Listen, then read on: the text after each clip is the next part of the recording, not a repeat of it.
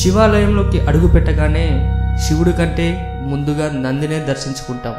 కొందరు నంది 2 కొమ్ముల మధ్య నుంచి శివుడిని చూస్తే మరికొందరు అతని చెవులో తమ కోరికలను చెప్పుకుంటారు.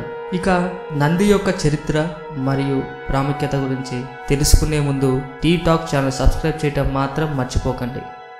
శిలాదుడు అనే ఋషి ఉండేవాడు. ఎంతో జ్ఞానాన్ని సంపాదించిన ఆ ఋషికి పిల్లలు లేకపోవటం లోటుగా ఉండేది.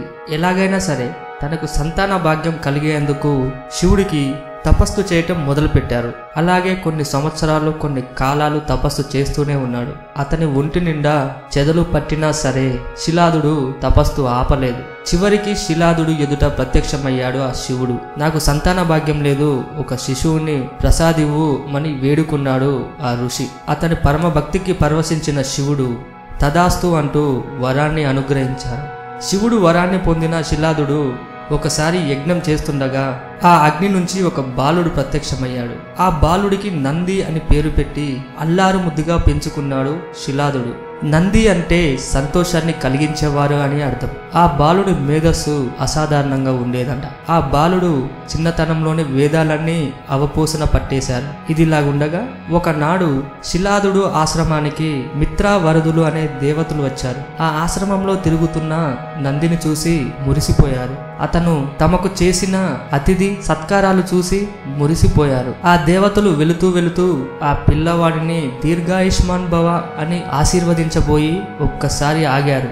నంది వంక దీక్షగా చూస్తున్నారు. శిలాదుడికి ఎందుకు అంత బాధలో కూరుకుపోయారో అని అర్థం కాలేదు. ఎంతగానో ప్రాధేయపడిన తర్వాత నంది ఆయుష్ త్వరలోనే తీరిపోతుందనే వార్త శిలాదుడికి తెలిసింది. భవిష్యత్తు గురించి తెలుసుకున్న శిలాదుడు బాధలో మునిగిపోయారు. కానీ నంది మాత్రం చింత లేకుండా ఉన్నాడు. శివుని అనుగ్రహంతో పుట్టినవాణ్ణి కాబట్టి దీనికి మార్గం కూడా ఆయనే చూపిస్తారు అంటూ శివుని కోసం తపస్సు చేయటం మొదలుపెట్టాడు నంది.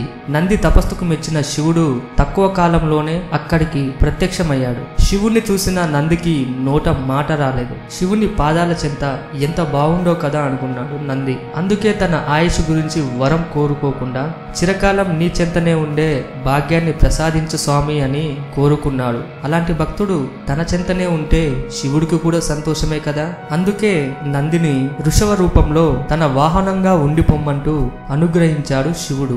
ఆనాటి నుంచి శివుడి ద్వారపాలకునిగా తనను కాచుకొని ఉంటూ కైలాసానికి రక్షణ అందిస్తూ తన జీవితాన్ని ధన్యం చేసుకున్నాడు నంది.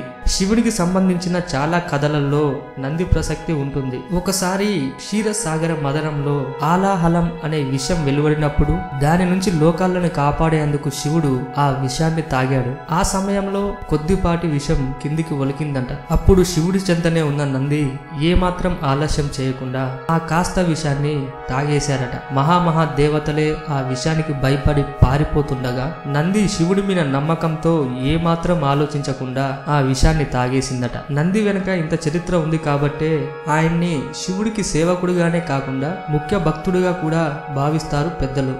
ఈ వీడియో మీకు నచ్చినట్టయితే లైక్ చేయండి, షేర్ చేయండి. ఇలాంటి మరికొన్ని ఇంట్రెస్టింగ్ విషయాల గురించి తెలుసుకోవాలంటే టీ టాక్ ఛానల్ సబ్స్క్రైబ్ చేయడం మాత్రం మర్చిపోకండి.